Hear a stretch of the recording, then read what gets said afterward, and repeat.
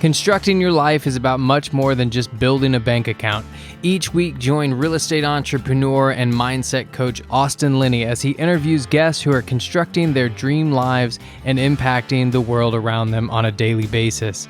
If you're an entrepreneur or wanting to start a business, or you just want to hear motivating stories of how others have overcome the odds, you are in the right place. And now for your host, Austin Linney. Guys, welcome back to Construct Your Life. This is Austin Linney here, and you're seeing the new setup. Mark, he's listening because he edits all these, has been begging me to get off the road and actually have a proper studio. So we did it. We're excited. Doesn't mean I still won't be on the road. Sorry, Mark, you're going to have to deal with that. But my man Brock is in the house. How are you doing, sir? Never better. Happy to be here and chatting with you. Awesome. Well, I have a rule, Brock. There's two people I'll always hire. It's military people or people who have been through recovery. That's my rule. Because, the military for me, they can, they take care of their own space, I think is the word I want to use. So I want to hear your story about, kind of where you are, and you can start where you want to, and we'll go from there. Yeah, absolutely. So I am former military, as you mentioned, and might actually kind of meet one of the other criteria you just mentioned in a way as well. In preparation for this interview, was reading up on you and listening to some of your backstory, and a lot of very similar threads to pull on there. Raised very middle class, very non-extravagant, just regular upbringing. Thought that I was going to go off and do big things. And I think that I'm headed there now, but it took a little while. Left and gave college a try after high school. Really wasn't my thing. Kind of fell in with the wrong crowd and got pulled into a lot of different ways of life that I'm not super proud of. Hanging out with some unsavory people and really had my life going in kind of a bad direction.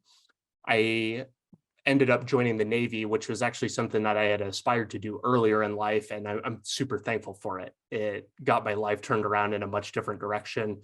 Spent 4 years in the Navy, deployed once as an Aviation Electronics Technician, working on infrared and targeting for F-18s, and found out that that's not really what I wanted to do with the rest of my life. And so thought I wanted to pursue a career in finance, got out and went and got my degree, found data and kind of like entrepreneurship in the process, and have been slowly but surely chasing that down since. So that kind of leads me here today. I'm a data analyst full-time.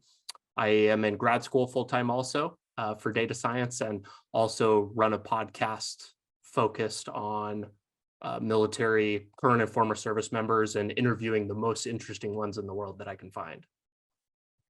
I love it. And what do you think drew you to those unsavory characters? I was really looking for a place to belong. I think I grew up in a Christian home, went to church every Sunday. We had Bible study every weekend. We had youth group. We were very, very involved with the church, and went to Christian school my entire life. And it wasn't that didn't jive with me, but I was very eager to explore what else was out there. And sheltered is not really the word that I would use, but as soon as I graduated, I started meeting new people and was very quickly made aware of like what the world has to offer in kind of some good and bad ways. But in those types of communities, you're quickly kind of accepted if you are doing the thing that everybody else is doing.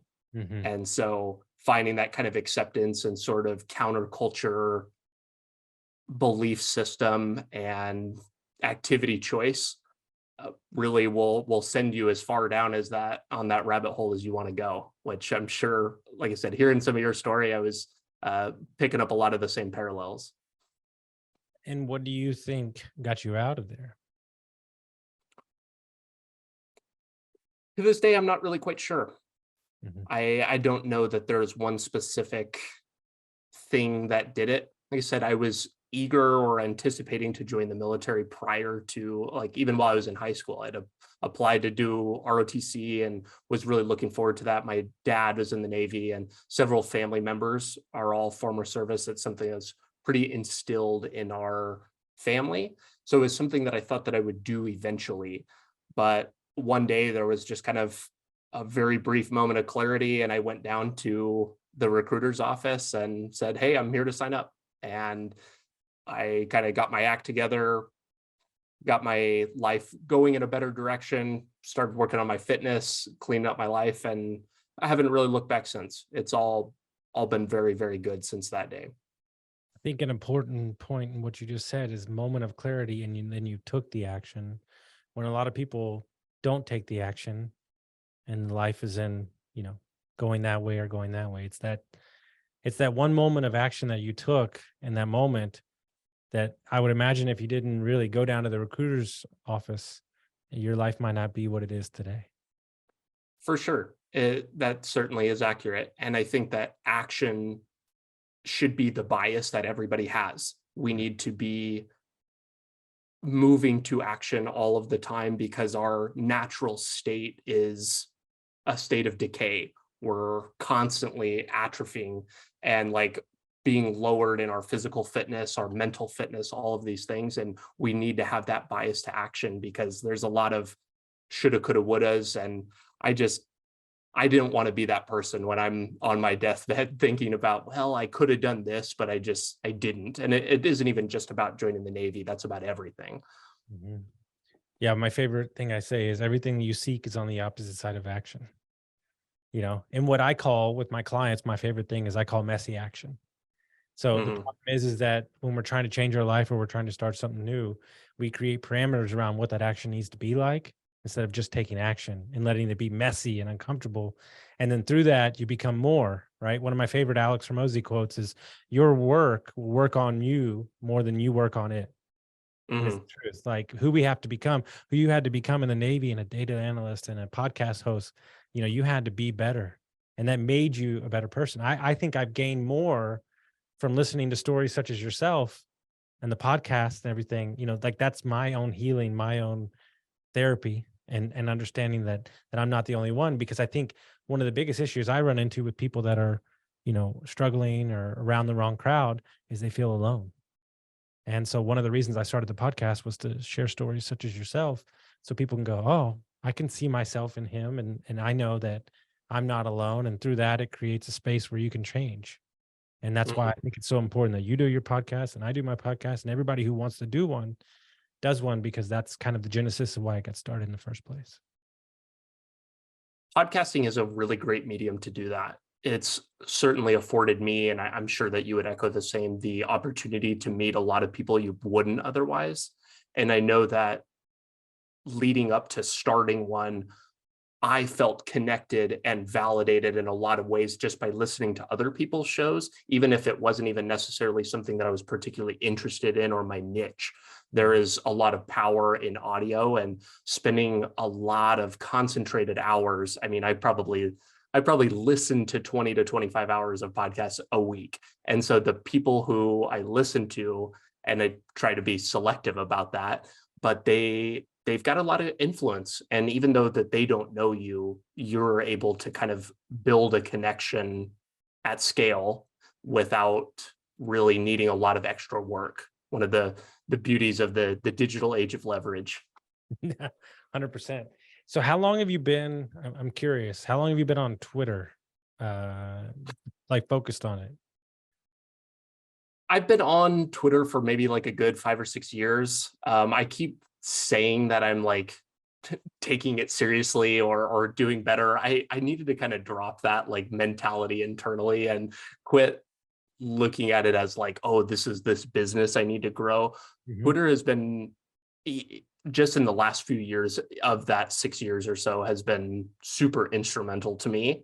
I've learned a lot, gained a lot of really good mentors, and the quality of people there has certainly filled a void in my life after exiting the military, connecting with other vets, seeing what other vets are doing. That's part of the kind of inspiration that led to the podcast. But I was really looking for what is it that I want to do with my life, trying to figure out what that means and iterate quickly down that. And so what that has looked like for me is talk to a bunch of people who have kind of a similar background as me and figure out what they're doing. And then I'll try out what resonates and keep moving forward from there. So I've been on it for a couple of years, I guess, to answer your question. I've kind of had varying outlooks about what I consider like taking it seriously or not, though.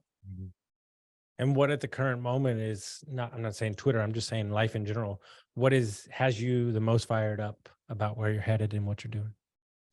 I'd say two things. I like the podcast that is still remains at actually, no, I'm going to add a third thing. So I'm going to throw a personal one in there. Number one is the podcast. I have a goal to get to 100,000 downloads by the end of this year. It's something that I'm taking very seriously, being aggressive about, and trying to be humble in my approach of like finding an audience that I identify with and then give them the things that they're looking for. The second thing has actually come about as a result of the podcast. So since kind of finding the idea of entrepreneurship or owning a business, I know that you're in the SMB space and similar, but I have really been attracted to being my own boss. I know that I am on a long time scale unemployable, and I'm sorry if my current W-2 boss is listening, but I kind of am, and I think that they're okay with that. I'm working towards that. What that has looked like is starting the podcast and then trying to do a bunch of other things to say, how can I make this a sustainable job? How can I wake up and do this every day for work? And so that's led to trying and subsequently failing at a lot of different things. But something that has come about recently, a friend of mine and actually a prior guest of the show reached out and was like, hey, I would really love to do or be part of a veteran like CEO/founder peer group. And I know you've talked a lot about peer groups. I know you're in a couple, and we can get into those if you'd like. And he's like, I would pay for that today. And that was kind of an interesting moment for me, because many of the prior things that I've started, there's a whole long laundry list of them, but many of them were, it was me trying to fit myself into like a square or a round hole when I'm actually a triangle. It's like, hey, what do I know how to do? And what can I do, rather than what is it that people are actually looking for? And so I like sent this thing out and had 8 people sign up saying they're ready to pay me today to do it. And I was like, huh, okay. So I'm super on fire and excited about that. Being able to not even just, Twitter is kind of like a high level function of connecting with other vets, but will be another level of like daily or at least weekly contact with the same people and building an established friend group. So that's 2. And then the third one is I've got my firstborn on the way. Got a baby due in August, and more of a personal one, but those are certainly the 3 things that I'm pretty fired up about right now. So that group and working for yourself, does that go hand in hand with, wanting the freedom with the baby coming? Meaning most guys that I meet, or most just people in general that are coaching me or I'm coaching them, is purely because they want dictating control of their schedule. No offense to their W-2. I think W-2s serve a purpose. But a lot of guys, I think the genesis, the motivation for business is to control the freedom to be able to be there at the soccer practices and the be there in your kid's life, which everybody understands. I'm not boohooing W-2 jobs. There's a lot of times in entrepreneurship I would welcome the salary when you have a rough month. But I was just curious if that group and those guys wanting to get in that sparked kind of even more freedom, wanting to seek that. I think it started out that way because coming from a military background, anybody who's current or former service will understand this, is there's this just kind of like crushing weight of being told what to do. And that sounds probably kind of childish, but it's this weird feeling that just weighs on your shoulders every day because every single one of your moves is dictated. It's not just where you're going to live. It's what time you're waking up, how long you're working. It's all of these things. And so initially I kind of like fell down this rabbit hole in my last year or so of the Navy, kind of got interested, started reading about all these people that I kind of still look up to in a lot of ways, and really was like, I'm after that. I'm after control of my schedule. What it has kind of evolved into as I went back to school, got a regular job, and am doing that, the realization that I've had is actually it has less to do with the amount of work that I'm doing, because I'm ready to work myself to the bone. Between what I do, all of the couple things that I do earlier that I mentioned, I'm easily 60 to 80 hours a week. But my W-2 doesn't require that of me. So it's actually not the amount of work or what it is. It just, what I've kind of evolved into is that I want to wake up and be excited about what I'm working on.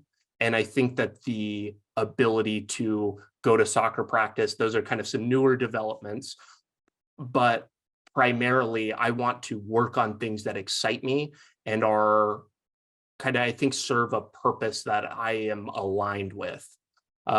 Somebody that I wrote this quote down, I have this on my LinkedIn. It's kind of cheesy, but it's from this guy named Cortland Allen, who's and I'm not sure if he's quoting somebody when he said it, but he's the founder of a company called Indie Hackers that got acquired by Stripe.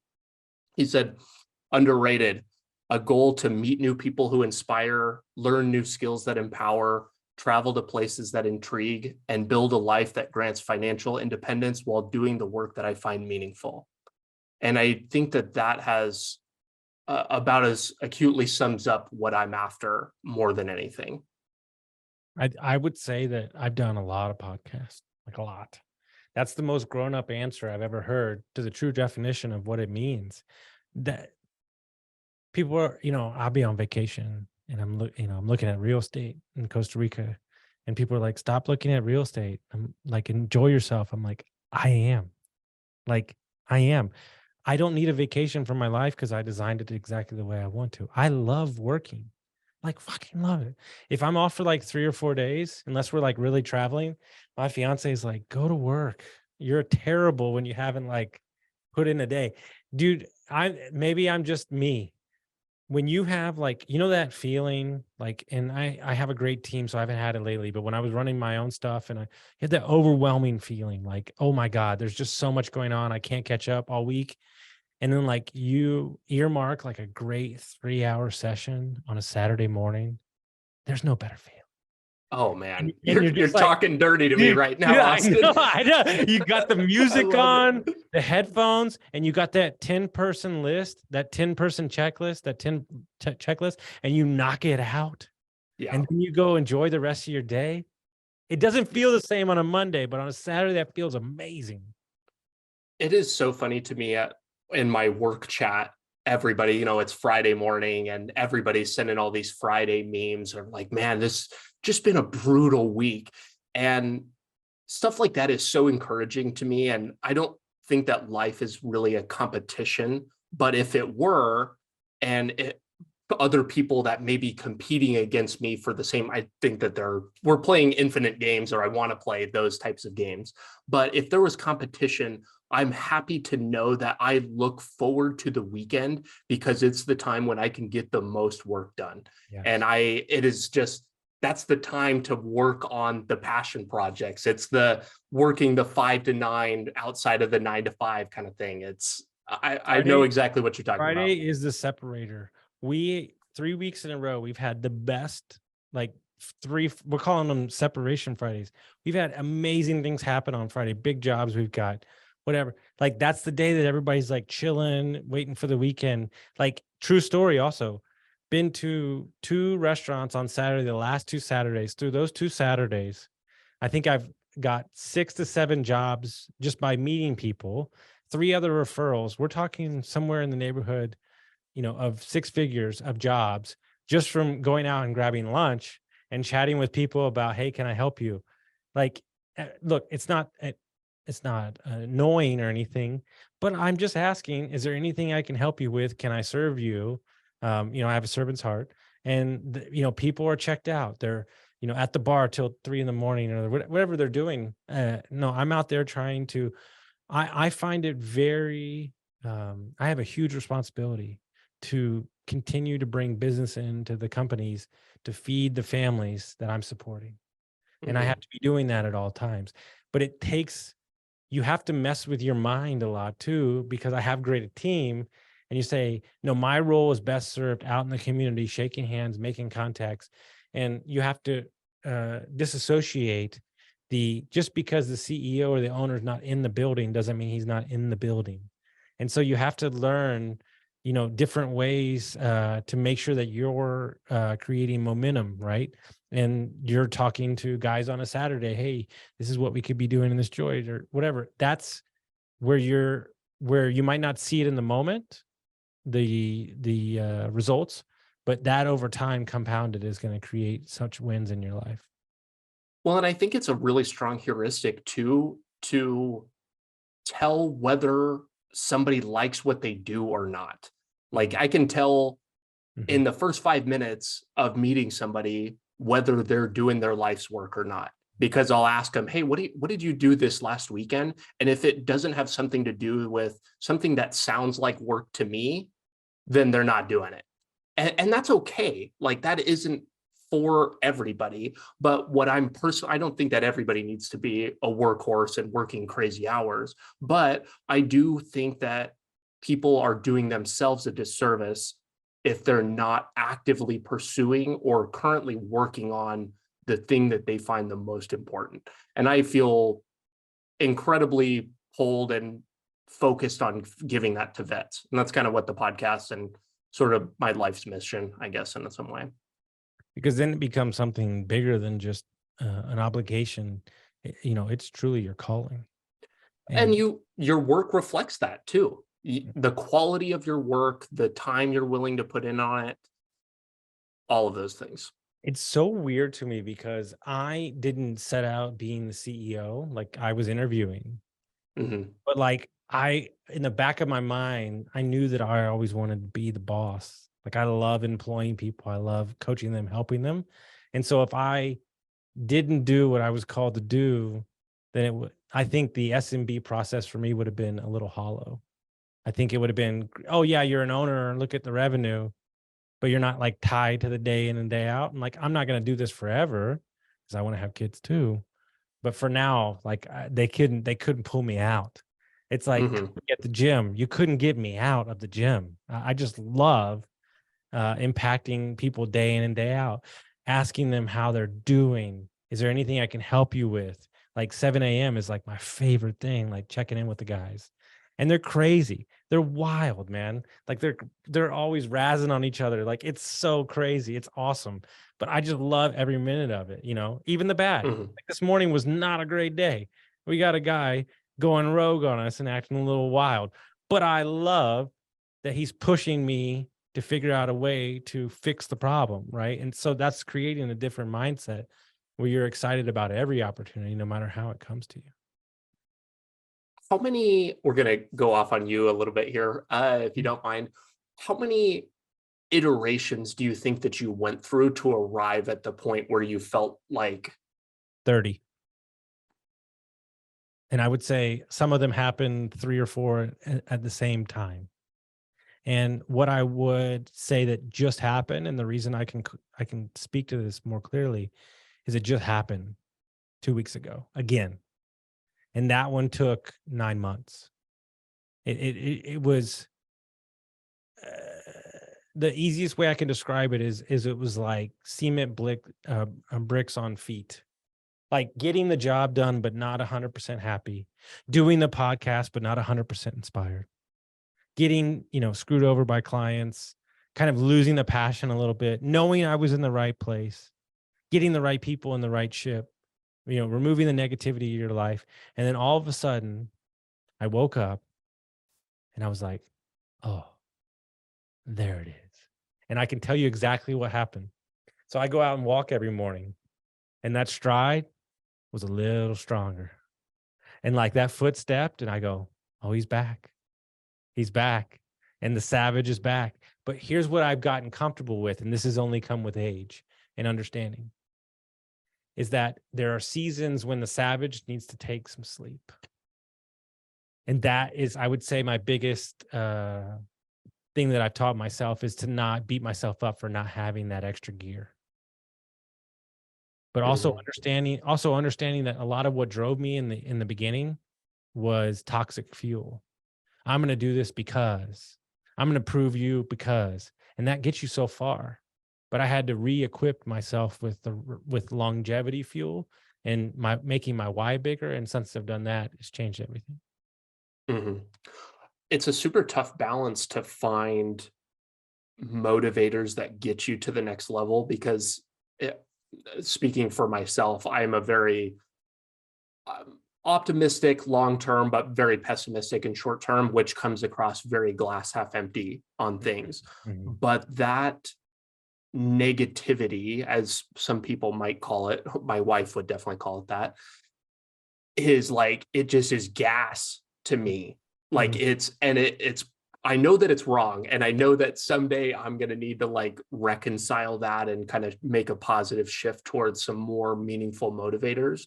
And I think that as some age and family changes, that will come about. I don't think you'll have to. You know why? Because the moment that baby comes out in August, the entire motivation shifts. Yeah, so it's true. I don't think then it becomes more, you know, I tell everybody this story because it's a real story. It's not a baby, but it's the truth. One of the biggest times I ever cried, and the most internal conversation I've ever had with myself about, oh, this is not working, was when I was dating my ex-wife and I lost my job and I realized that my actions affected somebody else for the first time. And that's when I was like, oh, shit. And so like that same thing happens when you have a spouse or you have a baby, is like, oh, these actions, you know, because here's what's going to happen when you change the motivation too. This is where it gets rough. You reach down for that fuel you've had forever and it ain't there. And now you have to reshape your identity. Dude, the amount of anger, and I'm using the word on purpose because that's what it took to get sober. The amount of, dude, I don't know if you've heard this podcast, but I used to run at 3 a.m. with my shirt off in 40-degree weather, yelling Imagine Dragons at the top of my fucking lungs, like screaming, banging my chest, like rebuilding my mind because it was so fucked. And like, I kept looking for that. And I realized that if I took that same fuel to be a CEO, nobody would ever work for me. And so I had to reshape where I went to my fuel. And when you do that, it's a little uncomfortable, but you put in new gas that can sustain you for longer. And I think the moment that you meet your lovely child, I think it'll start kind of the shift, right? But also understand that in those moments that you need it, use what you got while you're building the new one. So I think you'll be fine. I think it also comes with age, and just understanding, because it's hard. I would say that's the hardest thing, the identity part, and where you're getting your energy from. It's so hard to do because it makes you feel like what you've been doing, you're kind of admitting that what you were doing was wrong. Mm-hmm. And you're kind of accepting like it's not a good feeling, but it's like you feel that growth. Just so you're like, oh, this is painful. This is growing pains. Well, one of my favorite things is so one of my mentors said, you know, you have to make your ceiling your new floor, you know, but more importantly, so you're going to be mad at yourself for doing the things that you only knew you could do when you knew what you do. Like, it's like, you meaning that you only knew the information. Like, do you know how many people come to me and they're like, I should be farther along? Says who? Says what? It doesn't matter. Dude, I didn't get my life together like 4 years ago. Mm-hmm. Like, when I think about how much is accomplished in that short amount of time, I'm not saying I was not doing anything, but I wasn't doing it the right way.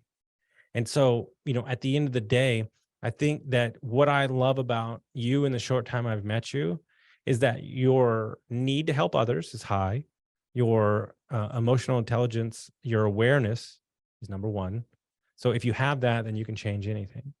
And so more importantly, your why and why you're doing it is so rooted in the help of others that you'll be internally successful. It's very simple. If it was for you and it didn't matter and you were doing it for your ego, then I'd be worried. But it's the exact opposite. You have all the foundational pieces there, and it's just about creating the win across the board. Yeah.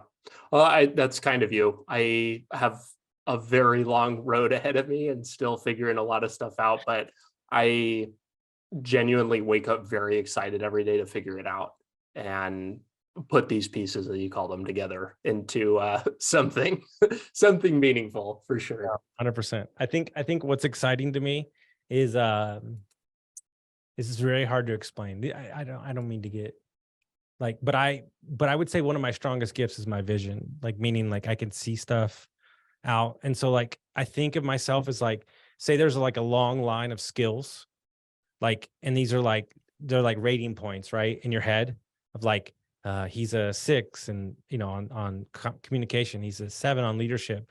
Like I assess myself daily and go, okay, what do you need to work on now? So like when I knew we were going to get into SMB community and we were going to buy businesses, I spent 6 months learning everything I could about leadership and then thinking about how I wanted to be a leader. And so when you know you're going up to that like thing, like one of the hardest things about creating a group, because I've done it a couple of times, is to keep the energy flowing and then allow the group to kind of help each other. And the only way to do that is you have to be an egoless leader and you have to like set people up, but you have to be the kindling to the fire. And so it's a skill that can't be taught. It has to be learned and experienced on. And so that's why, you know, every day is an opportunity to get better. And I think if you hold that in your head and don't beat yourself up, then you're headed in the right direction. I think it's so easy to just, you know, just beat ourselves up because we're not where we want to be, or this is not it.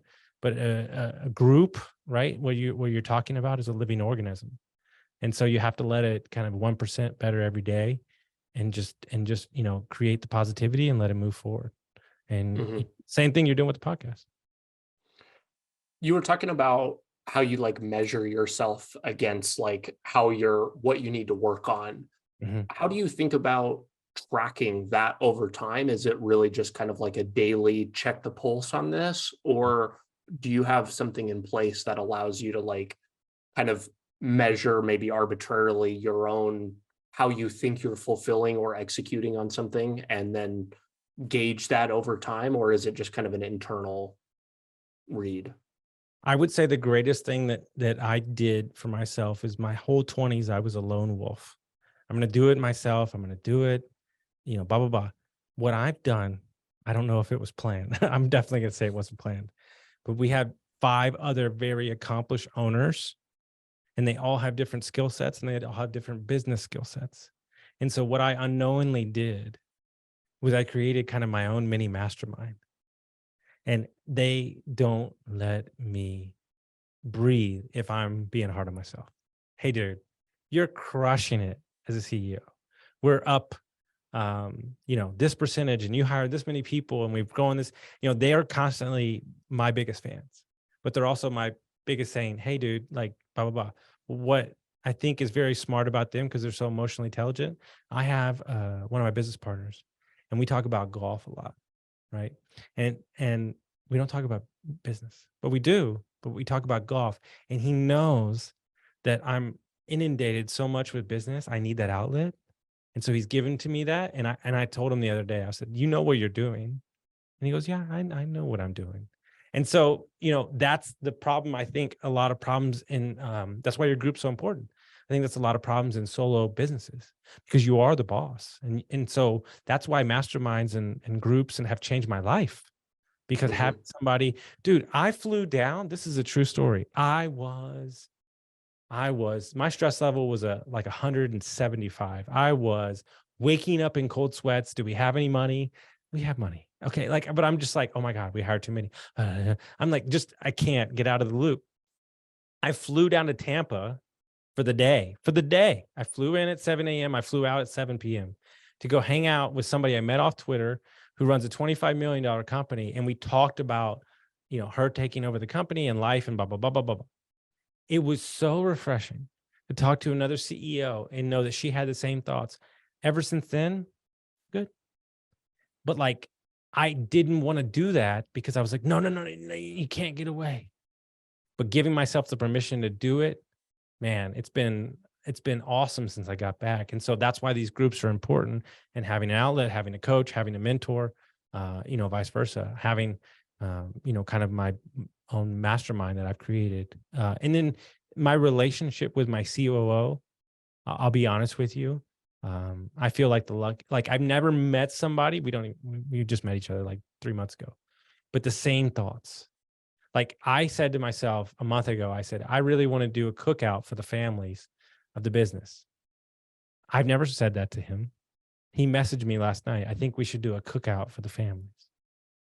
I'm like, talk about same page, and so that's been amazing. But that's been through trial and error because I am not good at a lot of things.